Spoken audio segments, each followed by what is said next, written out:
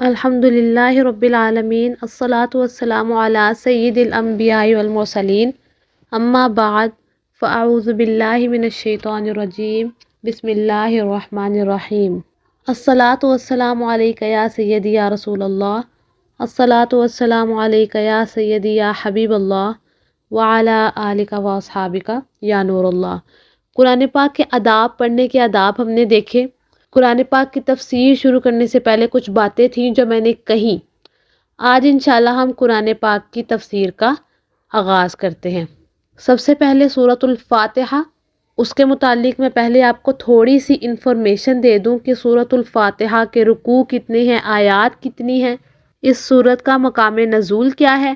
تھوڑے سے تعارف میں اس کا سورت کا بتاتی چلوں، پھر انشاءاللہ ہم اس کی تفسیر اور ترجمے کا آغاز کریں گے۔ اکثر علماء کے نزدیک سورۃ الفاتحہ مکہ مکرمہ میں نازل ہوئی۔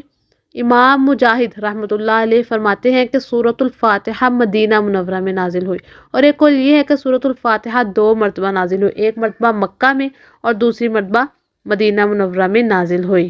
اس سورت کا ایک رکوع ہے اور 7 آیات ہیں۔ اس سورت کے متعدد نام ہیں، اور ناموں کا زیادہ ہونا اس کی فضیلت اور اس کے شرف کی دلیل ہے۔ اس کے مشہور نام 15 ہیں۔ سورۃ الفاتحہ، اس سے قرآن پاک کی تلاوت کی جو ہے وہ شروع ہوتی ہے۔ اسی سورت سے قرآن پاک لکھنے کی ابتدا بھی کی جاتی ہے، اس لیے اس سورت کو فاتحۃ الکتاب یعنی کتاب کی ابتدا کرنے والی بھی کہتے ہیں۔ پھر اس سورت کی ابتدا الحمدللہ سے ہوئی۔ اس مناسبت سے اسے سورۃ الحمد یعنی وہ سورت جس میں اللہ تعالیٰ کی تعریف اور اللہ تعالیٰ کی حمد بیان کی گئی ہے، یہ کہتے ہیں۔ سورۃ الفاتحہ قرآن پاک کی اصل ہے، اس بنا پر اسے ام القرآن اور ام الکتاب کہتے ہیں، یعنی اس سورت میں رب تعالیٰ سے ہدایت مانگنا، رب تعالیٰ جو ہے اسی کی تعریف ہے، وہی جزائے دن کا مالک ہے، اس سب کے متعلق بتایا گیا ہے۔ یہ سورت نماز کی ہر رکعت میں پڑھی جاتی ہے۔ یہ سورت 2 مرتبہ نازل ہوئی ہے، اس وجہ سے اس کو السبع المثانی یعنی بار بار پڑھی جانے والی یا ایک سے زائد مرتبہ نازل ہونے والی 7 آیتیں کہا جاتا ہے۔ دین کے بنیادی امور کا جامع ہونے کی وجہ سے سورۃ الفاتحہ کو سورۃ الکنز، سورۃ الوافیہ، سورۃ الکافیہ کہتے ہیں۔ یہ صراط الجنان کی تفسیر میں آپ کو بتا رہی ہوں۔ شفا کا باعث ہونے کی وجہ سے اسے سورۃ الشفا اور سورۃ الشافیہ کہتے ہیں، کیونکہ بہت سے وظائف اس سورت سے ریلیٹ کرتے ہیں۔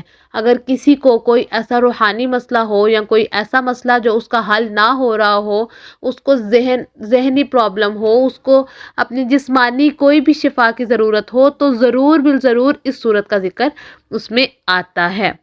دعا پر مشتمل ہونے کی وجہ سے اس سورۃ الدعاء، سورۃ التعلیم المسئلہ، سورۃ السوال، اس طرح کے بھی ان کو الفاظ جو ہیں پیش کیے گئے ہیں۔ تفسیر سورۃ فاتحۃ الکتاب، روح المانی سورۃ الفاتحۃ الکتاب میں۔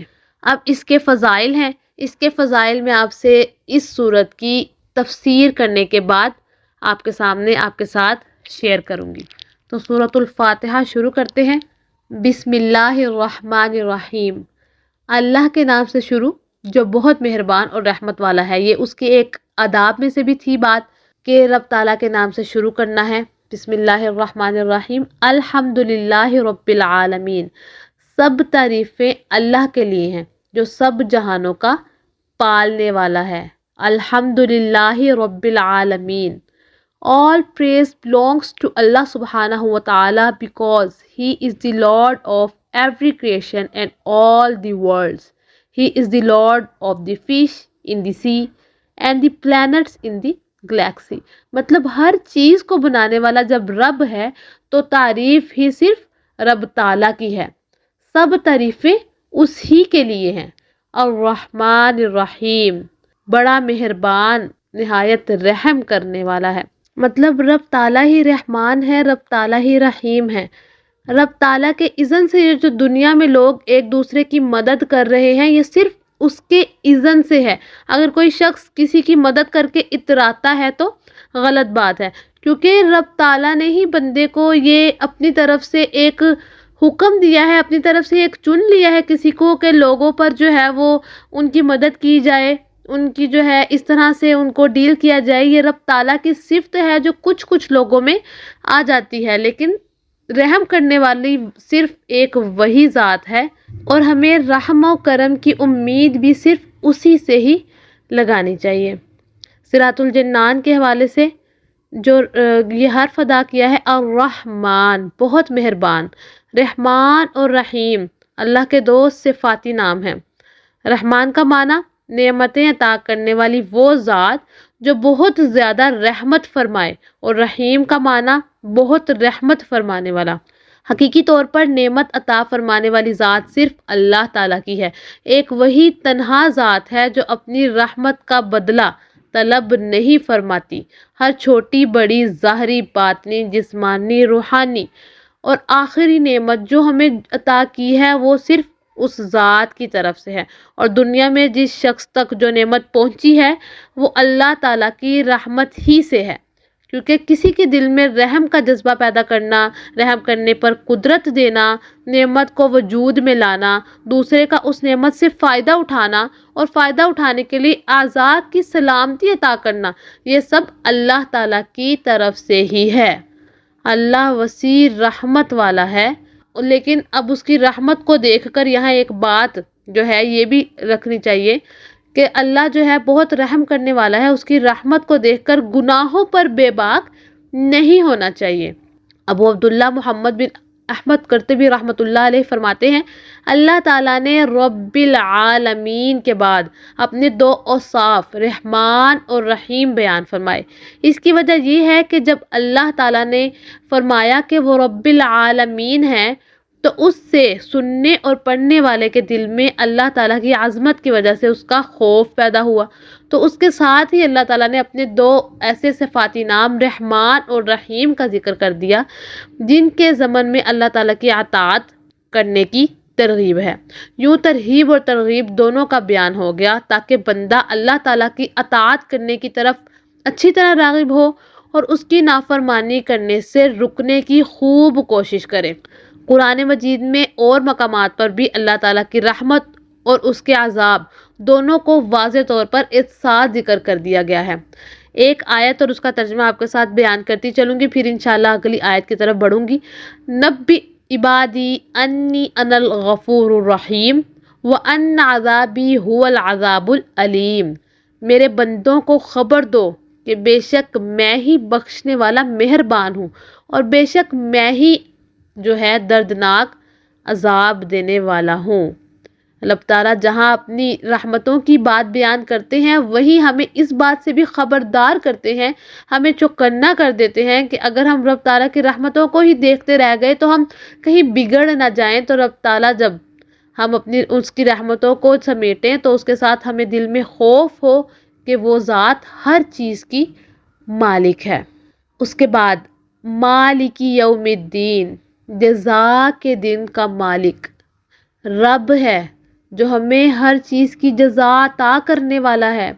He is the master of the day of judgment, which means only اللہ سبحانہ و تعالیٰ can judge. کیا بات سمجھ آئی اس سے کہ رب تعالیٰ ماسٹر ہے اس دن کا جس دن ہمارا حساب کتاب ہوگا. تو پھر لوگوں کو کیا ہے پڑی ہوئی کہ ہم دوسرے لوگوں کو جج کریں؟ جب جج کرنے والی ذات موجود ہے تو ہمیں چاہیے کہ ہم کیا کریں؟ ہم اپنے آپ کو تیار کریں، اپنے آپ کو بہتر کریں کہ جب ہم رب کے سامنے پیش ہوں تو ہمیں اپنی فکر ہو. دنیا میں ہم دوسروں کے اندر دوسروں کو جج کر کے کیا بتانا چاہتے ہیں، جبکہ ہمیں قرآن پاک میں پہلی سورت میں ہی رب نے بتا دیا کہ مالک یوم الدین، جزا کے دن کا مالک. اس کے بعد ایاک نعبد و ایاک نستعین، ہم تیری ہی عبادت کرتے ہیں اور تجھ سے ہی مدد مانگتے ہیں. We only worship him because he is our Lord and he created us. We only seek help from him because he is the only one who can help us. ہم تیری ہی عبادت کرتے ہیں. اس سے پہلی آیت میں کیا بیان ہوا کہ ہر طرح کی حمد و ثنا جو ہے اس کا حقیقی مستحق اللہ ہے. جو کہ سب جہانوں کا پالنے والا بہت مہربان ہے، رحم فرمانے والا ہے۔ اس آیت سے بندوں کو سکھایا جا رہا ہے کہ اللہ کی بارگاہ میں اپنی بندگی کا اظہار یوں کرو کہ اے اللہ عز و جل، ہم صرف تیری ہی عبادت کرتے ہیں، کیونکہ عبادت کا مستحق ہی صرف تو ہے، اور تیرے علاوہ اور کوئی اس لائق نہیں، کوئی اس لائق ہے ہی نہیں کہ ہم اس کی عبادت کریں یا اس کی عبادت کی جا سکے۔ تیری اجازت اور مرضی کے بغیر کوئی کسی قسم کی بھی ظاہری، باطنی، جسمانی، روحانی چھوٹی بڑی مدد نہیں کر سکتا۔ ایاک نعبد و ایاک نستعین، کہ ہم صرف عبادت اسی کی کرتے ہیں۔ اب عبادت کا مفہوم بہت واضح ہے، سمجھنے کے لیے اتنا ہی کافی ہے کہ کسی کو عبادت کے لائق سمجھتے ہوئے اس کی کسی بھی قسم کی تعظیم کرنا عبادت کہلاتا ہے، اور اگر عبادت کے لائق نہ سمجھے تو وہ محض تعظیم ہوگی، عبادت نہیں کہلائے گی۔ What is Ubadah? ورشپ کیا ہے؟ Ubadah is showing submission through our limbs, minds and hearts. It is not a mere ritual, but when we pray, our hearts and minds should be connected to Allah subhanahu wa ta'ala. We should know why we are praying, what we are praying for, and what words we are uttering. A submission heart is a humble heart that is consciously connected with Allah subhanahu wa ta'ala. This is ibadah. We should increase our prostrations because we owe so much to Allah subhanahu wa ta'ala. اب ہم جو ہے یہ جو عبادت ہے، عبادت صرف اسی کی ہے، تو اس کی پریکٹیکل اپلیکیشنز کیا ہے کہ ڈیپینڈنگ اونلی آن اللہ سبحانہ و تعالیٰ means having no expectations from the people. جب ہم اللہ کی عبادت کر رہے ہیں، جب ہم اسی سے ہی مدد مانگ رہے ہیں، تو پھر کیا مطلب ہے having no expectations from the people? This is true توکل۔ We don't have to beg people for what we want. We will go to the Lord of the worlds and ask Him. He will put the right thing in the heart of the people so that they help us. After all, He is the controller of the hearts. صرف اللہ ہی سے مدد مانگنا یہ ہے۔ اس کے بعد اہدنا الصراط المستقیم، یہ قرآن پاک کے اندر پہلی دعا کا ذکر کیا گیا ہے، فرسٹ دعا ان قرآن۔ اہدنا الصراط المستقیم، ہمیں سیدھے راستے پر چلا۔ اللہ تعالیٰ کی ذات اور صفات کی معرفت کے بعد اس کی عبادت اور حقیقی مددگار ہونے کا ذکر کیا گیا۔ اب یہاں ایک دعا سکھائی جا رہی ہے کہ بندہ یوں عرض کرے، اے اللہ عز و جل، تو نے اپنی توفیق سے ہمیں سیدھا راستہ دکھا دیا، اب ہماری اس راستے کی طرف ہدایت میں اضافہ فرما اور ہمیں اس پر ثابت قدم رکھ۔ یہ ہے وہ دعا جو ہمیں سکھائی جا رہی ہے رب تعالیٰ کے سامنے مانگنے کے لیے۔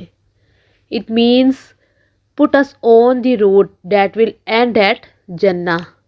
آج کے لیے صرف یہاں تک، یہ کچھ چند آیات تک میں رکھوں گی اپنا تفسیر، اس کے بعد انشاءاللہ کل سے جو ہے اس کے آگے کی تفسیر ہم شروع کریں گے۔ میں دعا کرتی ہوں کہ جو میں نے پڑھا وہ آپ کے دل تک پہنچ جائے اور اس سے میرے دل کو بھی رب تعالیٰ منور فرمائے، اور ہمارا جو یہ آغاز ہے، جو بھی میرے ساتھ جڑا ہوا ہے، رب تعالیٰ اس کو کامیاب اور کامرانی عطا فرمائے۔ وما علینا الا البلاغ المبین۔ السلام علیکم ورحمۃ اللہ وبرکاتہ۔